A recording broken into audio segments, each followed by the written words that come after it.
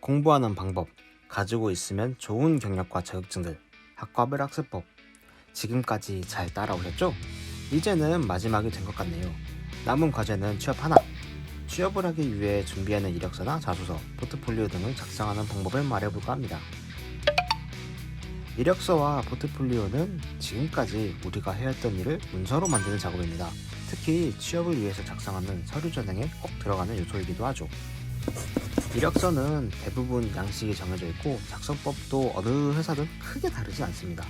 주로 나이, 이름, 주소 같은 인적사항이 있고 직장이나 아르바이트 등 실제로 근무 경험이 있는 경우 작성하는 경력사항이 있고 대학교나 전공, 현재 상태를 물어보는 학적사항이 있고 자격증이나 대외 경력, 면허, 그 외에 주요하게 수상하거나 증명이 가능한 사항을 적어두는 수상 내역이 있습니다. 이력서는 내가 지금까지 했던 것을 아주 간결하게 요약해서 작성하는 것이기에 확실하게 증명이 되는 경우 작성하는 것이 제일 바람직합니다. 대부분 이력서를 토대로 포트폴리오와 자기소개를 기반에 다지기 때문에 시간 순서대로 지원 기업과 연관 있는 순으로 작성하는 것이 좋죠. 요즘에는 이력서뿐만 아니라 포트폴리오를 같이 제출하는 경우도 많습니다.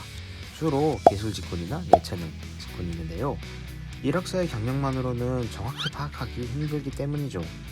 포트폴리오의 양식은 자유 양식입니다. 기업에서 제공해주는 경우도 있으나 대부분은 자유 양식이기에 깔끔하고 자신이 행해왔던 일들을 꼼꼼하고 확실히 파악할 수 있도록 작성하는 것이 좋죠. 특히 지원하는 기업과 직무에 따라서 포트폴리오에 작성되는 부분이 상당히 다른데 예를 들어 IT 직군에 지원하는 포트폴리오는 이와 비슷하게 작성됩니다. 포트폴리오에는 프로젝트명, 프로젝트 기간, 담당했던 부분, 핵심 내용과 내용을 증빙할 수 있는 사진 자료가 메인이 됩니다. 특히 포트폴리오는 사진 같은 첨부 자료가 매우 중요하기에 꼭 넣어줘야 하죠. 서류 면접의 핵심인 자기소개서. 많은 취업 준비생들이 이 자기소개서를 작성하는 부분에서 막히죠. 이 제2군도 처음에는 자기소개서를 쓰는데 정말 어려워했답니다. 자기소개서는 대부분 기업마다 주어지는 주제가 다르고 양식도 다양합니다. 또한 트렌드가 있어 요즘 자기소개서를 작성하는 것에 있어서 꽤 어려움이 있죠. 과거에는 자신이 했던 일이나 경력사항을 물어보는 자소서가 많았지만 최근에는 경력도 중요하지만 지원 기업의 기업관이나 인지상을 기준으로 많이 물어봅니다. 예를 들어 의료 관련 기업에서는 희생 및 봉사 정신을, IT 기업에서는 창의적인 요소를 가지고 자기소개서의 질문을 만들죠. 추가로 요즘은 높은 스펙과 실력보다는 조직에 얼마나 더 잘 맞는 사람인지 확인하는 질문도 종종 보입니다. 또한 자기소개서는 많이 써볼수록 중요합니다. 기업마다 자소서의 양식이 다르기 때문에 내가 취업을 할 때 어떤 질문지를 받을지 예상하기 힘들고 자기소개서도 한마디로 글을 쓰는 일이기 때문에 얼마나 글을 써보냐에 따라서 양적으로 질적으로 달라집니다. 그리고 자기소개서는 어느 정도 꾸미면 좋지만 거짓으로 작성하는 것은 절대 안 됩니다. 대면 면접에서 자기소개서를 기준으로 질문을 하며 이때 자기소개서의 내용과 답변이 다르다면 취업은 실패와 비슷하거든요.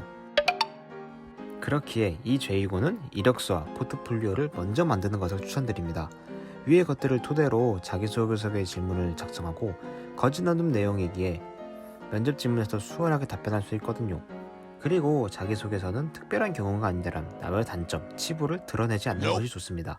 자칫 면접관들에게 부정적인 이미지를 심어줄 수 있고 소극적으로 보여질 수 있거든요. 또한 긍정적인, 적극적인, 자신감 넘치는 내용을 위주로 작성하고 의성어나 추임새 없이 담백하게 작성해야 합니다. 어떻게 보면은 자기소개서와 이력서는 이 사람들에게 나를 판매하는 것 같습니다. 말이 조금 이상하죠? 비유를 한번 해볼까요? 핸드폰을 살 때 쓸 수 있는 돈이 한정되어 있기 때문에 이 핸드폰은 다른 경제사보다 어떤 것이 좋지 또는 카메라가 뭐가 좋고 화면이 더 크고 또는 디자인이 예쁘고 가격이 적당한지 이렇게 비교를 하면서 구매를 하게 되죠. 기업에서 여러 번을 뽑는 것도 동일합니다. 뽑을 수 있는 인원은 한정되어 있고 그 한정된 인원 중에서 가장 좋은 사람을 뽑는 거죠.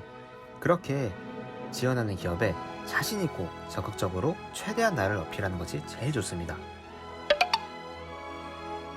자, 지금까지 어떤 것을 공부하고 어떻게 해야 하고 무엇을 준비해야 하는지 웰판이어되는 보조 배터리의 공부 방법을 소개해드렸는데요.